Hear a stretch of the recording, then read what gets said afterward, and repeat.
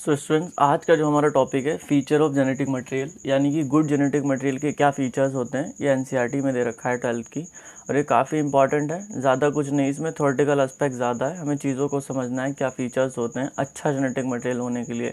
उसमें DNA, RNA और protein को कंपेयर करेंगे, कैसे डीएनए जीत गया और as a genetic material evolve हो गया। ओके, तो अब यहाँ पर जैसे कि हर्शी एंड चेस का एक्सपेरिमेंट हमने देखा था, उसमें क्या चीज़ क्लियर हो गई थी अनइक्विवोकली, बिना किसी डाउट के ये चीज़ क्लियर हो गई थी, डीएनए इज जेनेटिक मटेरियल। इनके एक्सपेरिमेंट के बाद हमें कोई भी शक या संदेह नहीं बचा था कि जेनेटिक मटेरियल का नेचर क्या है। उससे पहले तो हम सर्च कर रहे थे वेदर आरएनए, प्रोटीन और डीएनए इज जेनेटिक मटेरियल।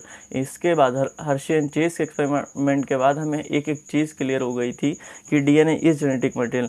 लेकिन अब यहाँ पर एक क्वेश्चन आता है कि why DNA is genetic material, RNA और प्रोटीन को हमने क्यों एलिमिनेट कर दिया।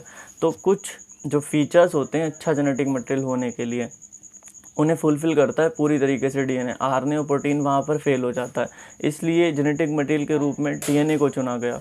ओके, तो आइए अब हम देखते हैं आज का हमारा topic feature of good genetic material. Hershey and Chase के एक्सपेरिमेंट के बाद ये चीज़ क्लियर हो गई थी। अब यहाँ पर एक क्वेश्चन उठता है, जेनेटिक मटेरियल को, डीएनए को ही जेनेटिक मटेरियल के रूप में क्यों चुना गया। तो उसके जो 4 फीचर्स मैंने दे रखे हैं, इन्हें बहुत अच्छे से एक्सप्लेन करा है। आप मेरे साथ आंख, नाक, कान सब खुला रख कर बैठें और चीज़ों को समझते चले जाएं। बहुत ही ईजी है, ज़्यादा कुछ कठिन नहीं है, ठीक है। सो स्टूडेंट, स्टार्ट करते हैं feature of good genetic material. यहाँ पर जो 4 फीचर्स हैं, इंपॉर्टेंट फीचर्स हैं, उन सबको डीएनए फुलफिल करता है। जो पहला है, it is able to make replica, क्योंकि ये रेप्लिका बना सकता है। रेप्लिका डीएनए आरएनए दोनों बना सकते हैं। रेप्लिका बनाना क्यों ज़रूरी होता है। लाइक हमारी कोई सेल के अंदर इन्फॉर्मेशन है, पेरेंटल इन्फॉर्मेशन स्टोर है, ये जब तक जो नेक्स्ट जो डॉटर सेल्स आने वाली हैं, इनको भी तो ज़रूरत है इसकी, ताकि सिमिलर इन्फॉर्मेशन दोनों सेल्स के अंदर, इन सारी सेल्स के अंदर रहे। इसलिए यहाँ से डीएनए रेप्लिकेट करेगा तभी तो यहाँ पहुँचेगा। या कोई भी चीज़ पेरेंट के अंदर प्रेजेंट है, प्रोजनी में जाने के लिए भी डीएनए रेप्लिकेशन की ज़रूरत है, तभी तो हम उस डीएनए की कॉपी प्रोजनी के अंदर भेज पाएंगे। तो डीएनए रेप्लिकेशन में कॉपी बनाना या रेप्लिका बनाना वेरी इंपॉर्टेंट, ठीक है। Should be chemically and structurally stable. जब तक हमारा हमारा जेनेटिक मटेरियल के अंदर जेनेटिक इन्फॉर्मेशन स्टोर होने वाली है ना, वो चीज़ तो बहुत ही ज़्यादा स्टेबल होना चाहिए। क्योंकि अगर कोई म्यूटेशन हो गई या फिर कोई अल्ट्रेशन हो गई, तो जेनेटिक इन्फॉर्मेशन बदल जाएगी ना, तो पेरेंट्स से प्रोजेनी का जो सिमिलैरिटीज़ हैं वो चीज़ बिल्कुल ख़त्म ही हो जाना है। अंडरगो स्लो म्यूटेशन, इवोल्यूशन का नगर हमने आप जब इवोल्यूशन चैप्टर पढ़ेंगे या आपने पढ़ रखा होगा, उसमें हमने पढ़ा है कि जो स्लो चेंजेस होते हैं, स्लो म्यूटेशन होता है, वो इवोल्यूशन को कॉज करता है। इससे क्या होता है, बेनिफिशियल कैरेक्टर्स इकट्ठा होते चले जाते हैं और हार्वेस्ट कर लिए जाते हैं, जो नई इस पर चीज़ आती है। तो अगर तेज़ी से हमारा जो जेनेटिक मटेरियल होगा वो इवॉल्व करेगा। आरएनए वायरस बहुत तेज़ी से नए नए वेरिएंट आते हैं, तो उसमें क्या हमारा जेनेटिक इन्फॉर्मेशन जो होगी जेनेटिक मटेरियल के अंदर, वो चीज़ भी सेफ नहीं रहेगी।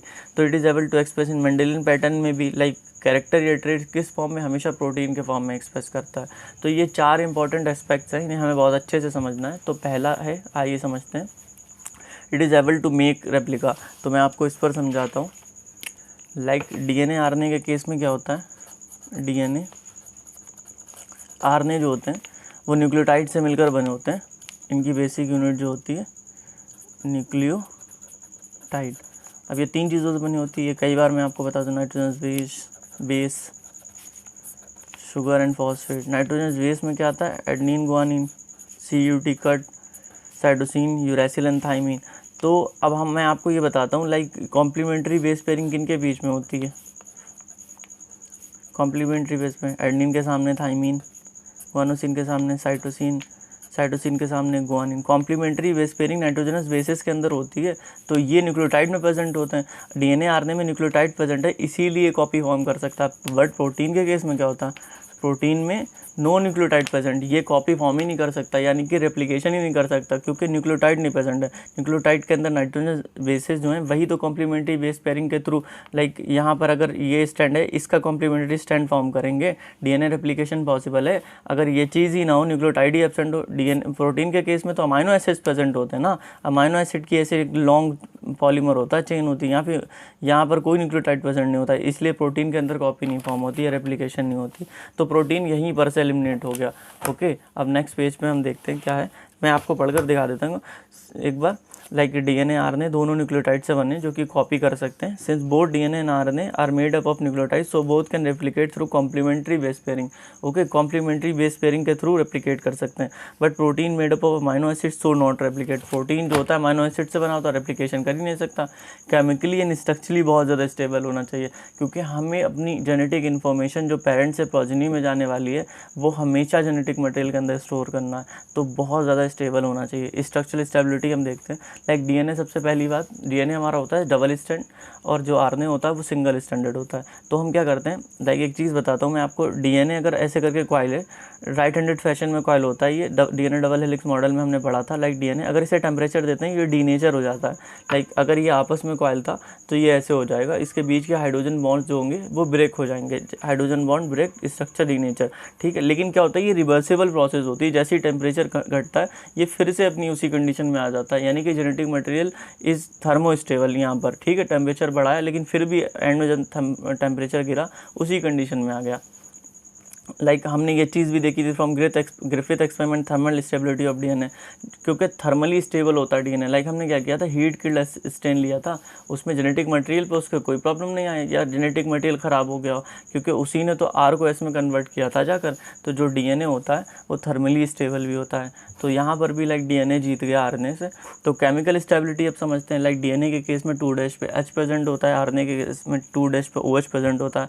तो जो OH होता है इज़ वेरी रिएक्टिव, ठीक है। OH group is very reactive, लेवाइल टू डिग्रेडेशन बाय एंजाइम। यहाँ पर एनसीईआरटी जो लाइन मेंशन करती है काफ़ी इंपॉर्टेंट है, लेवाइल to degradation on degradation by enzyme. कोई भी एंजाइम आकर या कैटलिस्ट आकर इसे डिग्रेड कर सकता है, आरएनए को ख़राब कर सकता है। लाइक मैं आपको एक चीज़ बताता हूँ, डीएनए आरएनए मैंने आपको बताया न्यूक्लियोटाइड से फॉर्म होता है, नाइट्रोजनस बेस और शुगर।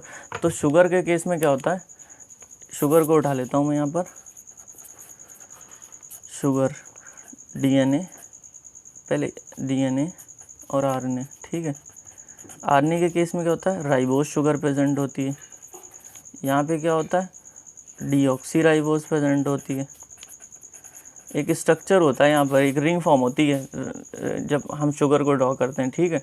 लाइक ये फिरॉन रिंग इसके स्ट्रक्चर में आती है। मैं सिर्फ ऊपर से आपको समझा रहा हूँ कि 2' पे HOH क्या होता है। लाइक ये यहाँ पे 1' 2', तो यहाँ पे क्या होता है, डीएनए के केस, आरएनए के केस में OH प्रेजेंट होता है which is highly reactive, but deoxy ribose, यहाँ पर OH हट गया इसीलिए तो डीऑक्सी, मतलब एब्सेंस ऑफ OH ग्रुप, ठीक है। लाइक ये भी फिरॉन रिंग इस तरीके से होती है, 2' पर यहाँ H ही रह जाता है, 1' 2' पे H रह जाता है। तो ये हुआ, यहाँ पर से क्या हुआ, OH ग्रुप हमने हटा दिया, यहाँ से OH हट, जब हम सॉरी यहाँ पर से ऑक्सीजन निकाल देंगे तो यहाँ पर हाइड्रोजन रह जाएगा, क्योंकि ये बहुत ही रिएक्टिव था। इससे कि हमारा जेनेटिक मटेरियल जो आरएनए था पहले, क्योंकि आरएनए से डीएनए इवॉल्व हुआ, कि बहुत ज़्यादा लेस स्टेबल है, जिससे कि हमारी जेनेटिक इन्फॉर्मेशन पे फ़र्क पड़ता, इसलिए यहाँ पर डीएनए इवॉल्व हो गया। अब next point is thymine present यहाँ पर डीएनए में, यूरैसिल। अब लाइक हमें मालूम है आरएनए के केस में हमेशा यूरैसिल प्रेजेंट होता है, जो कि मोस्ट रिएक्टिव बेस होता है। तो यूरैसिल से थाइमीन आ गया, ये इससे भी स्टेबिलिटी बढ़ गई हमारे जेनेटिक मटेरियल की। अब not act as a catalyst, लेकिन हमें मालूम है कि जो हमारा आरएनए होता है act as a catalyst. Ribozyme enzyme का नाम आपने पढ़ा होगा, ठीक है। Like cell the unit of life में भी दे रखा है इसके बारे में। लाइक 23S जो राइबोजाइम होता है, एंजाइम होता है, वो प्रोकैरियोट में, और 28S जो होता है यूकैरियोट में यूज़ होता है।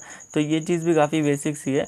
तो हम एक केमिकल स्टेबिलिटी का कंपेरिजन कर रहे हैं डीएनए आरएनए में, तो हर तरह से आप देख रहे हैं डीएनए, क्योंकि आरएनए से ही डीएनए इवॉल्व हुआ है। आरएनए वर्ल्ड में हमें यही चीज़ तो पढ़ी है ना, आरएनए वर्ल्ड जो टॉपिक दे रखा है एनसीईआरटी में, कि किस तरह से आरएनए से डीएनए इवॉल्व हुआ, क्योंकि ये ज़्यादा स्टेबल है, ठीक है।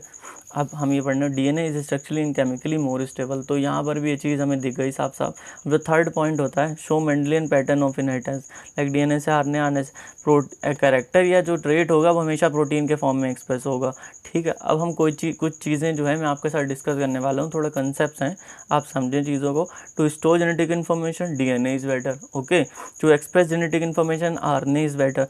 लाइक मैं आपको एक चीज़ बताता हूँ, आपके घर पर आटा होगा, तो आटा आप किस फॉर्म में स्टोर करते हैं, सूखे फॉर्म में स्टोर करते हैं, या पानी मिला के उसे गूंदा जाता है उस फॉर्म में स्टोर करते हैं, रोटी के फॉर्म में स्टोर करते हैं? नहीं, आप अपने घर पर जो आटा स्टोर करते हैं वो हमेशा सूखे फॉर्म में स्टोर करते हैं, क्योंकि हमें मालूम है वो ख़राब नहीं होगा, ठीक है, डिग्रेड नहीं होगा, ठीक है, सबसे ज़्यादा स्टेबल होता है। लाइक एक बीच की जो इंटरमीडिएट स्टेज आती है, लाइक मैं आपको दिखाता हूँ, इस पर बनाते हैं।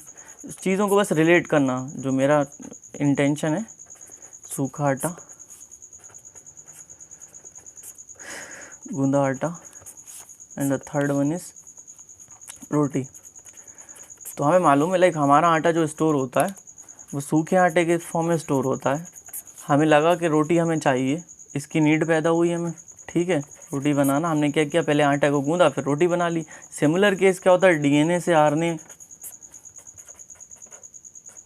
आरएनए से प्रोटीन। ओके, जैसे कि हमें मालूम है हमारी जो जेनेटिक इन्फॉर्मेशन है वो सेफ है बिल्कुल डीएनए के फॉर्म में, लेकिन हमें लगा हमें प्रोटीन बनाना है, तो उसके लिए एक इंटरमीडिएट स्टेज पहले आरएनए आएगी, आरएनए से प्रोटीन आएगी, ठीक है। तो जो सूखा आटा होता है वो हमेशा स्टोरेज के लिए हम यूज़ करते हैं, क्योंकि हमें मालूम है यहाँ पर सबसे ज़्यादा सेफ रहेगा, क्योंकि सूखा आटा ख़राब नहीं होता। तो जब हमें रोटी की ज़रूरत होती तो एक बीच में लाइक अगर गूंद कर आटा रख देंगे ना, आरएनए के फॉर्म में रख देंगे, गूंदा हुआ आटा ख़राब हो जाता है, 2-3 दिन से ज़्यादा नहीं चलना। फ्रिज में भी रख दो तब भी 2-3 दिन से ज़्यादा नहीं चलने वाला। तो इसीलिए आरएनए को इंटरमीडिएट स्टेज मान सकते हैं, करैक्टर एक्सप्रेस करने में हेल्प कर सकता है, लेकिन जो हमारा स्टोरेज के लिए जेनेटिक इन्फॉर्मेशन वो हमेशा डीएनए ही बेस्ट रहेगा, ठीक है। तो डीएनए को स्टोरेज के लिए यूज़ करते हैं, इसको करैक्टर एक्सप्रेस कराने के लिए यूज़ करते हैं। ये चीज़ आप समझें, ठीक है। ये मैं आपको समझाने वाला था। To express genetic information RNA is best, since cell need to keep genetic information is stable form, DNA is genetic material. तो यहाँ पर एक चीज़ है कि show Mendelian pattern of inheritance, जो प्रोटीन होगा वही हमेशा करैक्टर को एक्सप्रेस करेगा, ट्रेट को एक्सप्रेस करेगा, ठीक है। तो डीएनए नहीं करता इस चीज़ को। Undergo slow mutation, like DNA more stable होता है, हमें मालूम है ज़्यादा स्टेबल। पीछे हमने जितनी भी कंपेरिजन्स करी उसमें सब में डीएनए जीतता चला आया। तो undergo less mutation, RNA less stable, कम स्टेबल, मोर म्यूटेशन, जल्दी जल्दी बदलाव होते हैं। Like RNA virus mutate very fast. अभी कोविड का टाइम चल रहा था, आपने देखा होगा कोविड के कितनी जल्दी जल्दी वेरिएंट आ रहे थे, क्योंकि जो कोविड का वायरस था वो भी तो आरएनए वायरस था, तो वो बहुत जल्दी जल्दी वेरिएंट दे रहा था। अगर ऐसा होगा ना तो हमारी जेनेटिक इन्फॉर्मेशन अल्टर हो जाएगी, जेनेटिक इन्फॉर्मेशन सेफ ही नहीं रहेगी, तो ज़्यादा तेज़ी से म्यूटेशन नहीं होना चाहिए। इवोल्यूशन वाले चैप्टर में भी चीज़ दे रखी है, डीएनए जो है वो हल्के हल्के स्लो म्यूटेट करता है, जिससे कि इवोल्यूशन हो सके, जो बेनिफिशियल कैरेक्टर हों वो आगे बढ़ते चले जाएँ। ओके, तो यही था, ज़्यादा कोई कठिन या फिर बहुत ज़्यादा भारी भरकम चैप्टर नहीं था, टॉपिक नहीं था, ठीक है। मैंने चीज़ों को रिलेट किया, आपको समझाया। लाइक अगर कॉपी पे लगा तो उसके ऊपर भी समझाया, चीज़ों को आप समझें। और आप एनसीईआरटी अगर इसकी पढ़ेंगे तो आपको लगेगा पूरा फुल एंड फाइनल हो गया। बोर्ड्स के एनसीईआरटी नीट के तो सारे क्वेश्चन आपसे बन जाना है, ठीक है। Thank you guys. मेरे जो लेक्चर्स हैं इन्हें अपने फ्रेंड्स के साथ शेयर करें जो लोग नीट की प्रिपरेशन कर रहे हैं। मैं मेनली उसी को टारगेट कर रहा हूँ कि अच्छे से किस तरीके से अपना कंटेंट सब तक पहुँचा सकूँ। Thank you guys.